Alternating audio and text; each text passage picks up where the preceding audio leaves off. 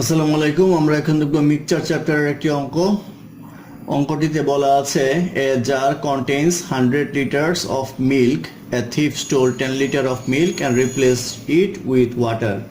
Next he sold 20 liters of milk and replaced it with water. Again he sold 25 liters of milk and replaced with water. Then what is the quantity of water in the final mixture?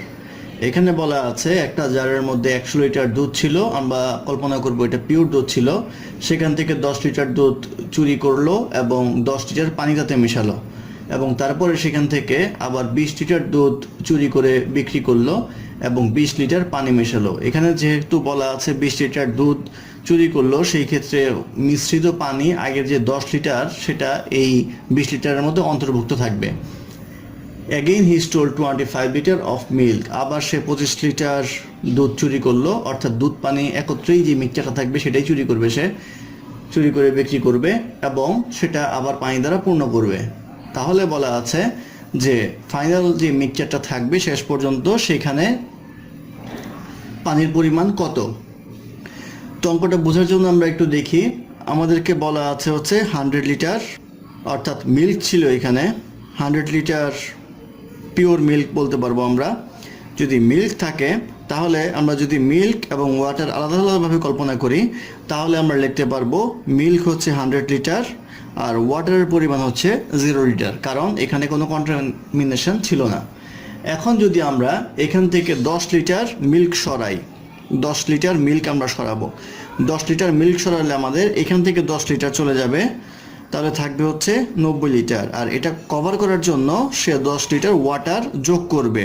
তাহলে এখন ultimately আমাদের যে মিক্সচারটা তৈরি হলো দুধের mixture সেটা হবে হচ্ছে 90 লিটার মিল্ক এবং 10 লিটার ওয়াটার।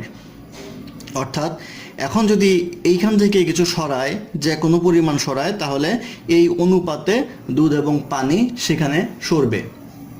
তারপরে বলা আছে সে 20 লিটার মিল্ক সরাবে।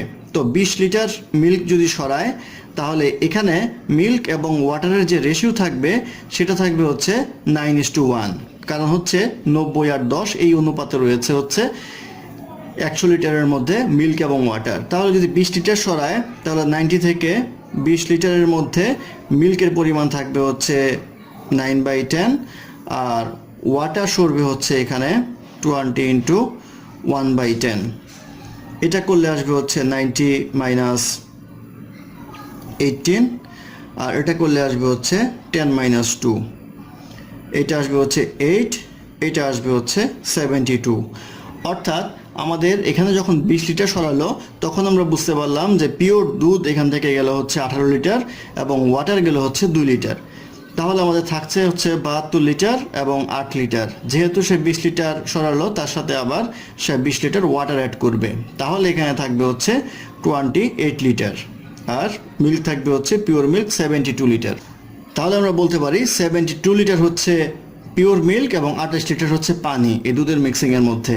এই টোটাল হচ্ছে আমাদের 100 লিটার আবার সমান হয়ে গেল।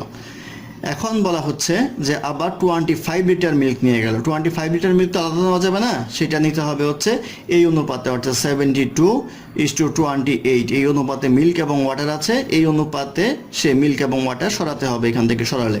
তাহলে আমরা দেখব এই 72 লিটার থেকে 25 লিটারে যতটুকু নিবে সেটার মিল্কের পরিমাণ কত। মিল্কের পরিমাণ হবে এই টোটাল 100 যদি ধরি আমরা 72 এবং 28, তাহলে নিচে আসবে 100, এটা আসবে হচ্ছে 72। এই পরিমাণ হচ্ছে পিওর মিল্ক। তাহলে পিওর মিল্ক যাবে হচ্ছে 72 - 18 আর এটা যদি করা হয় থাকছে হচ্ছে 28 থেকে যাবে হচ্ছে 28/100 × 25, অর্থাৎ 25 লিটারের 28/100 অংশ যাবে হচ্ছে ওয়াটার।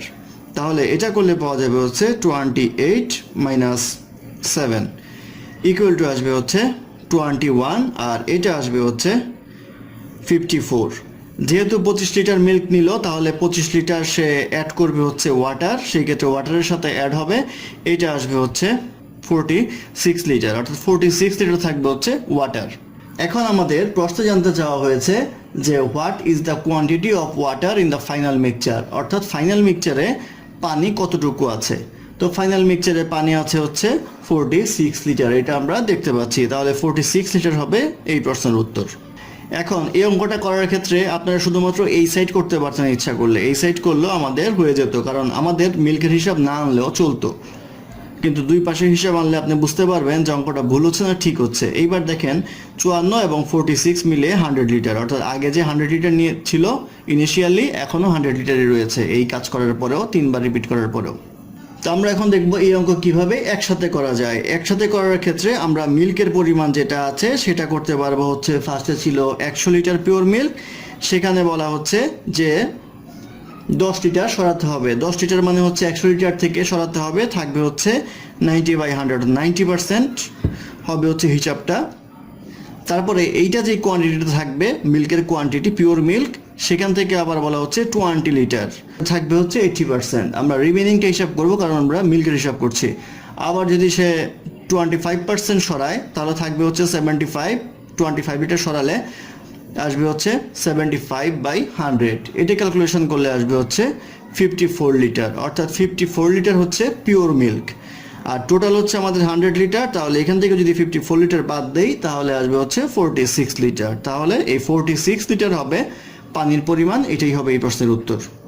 এইসব অঙ্কের ক্ষেত্রে সবসময় চিন্তা করবেন যে মিক্সচারটা রয়েছে সেখানে যে কম্পোনেন্টগুলি থাকে তাদের রেশিও কত, যাই সরান না কেন সেই রেশিও অনুযায়ী সেখান থেকে সরবে। এইটা হিসাব করলেই অঙ্কগুলি আপনারা ইজিলি পারবেন। তাহলে 46 লিটার হবে এই প্রশ্নের উত্তর।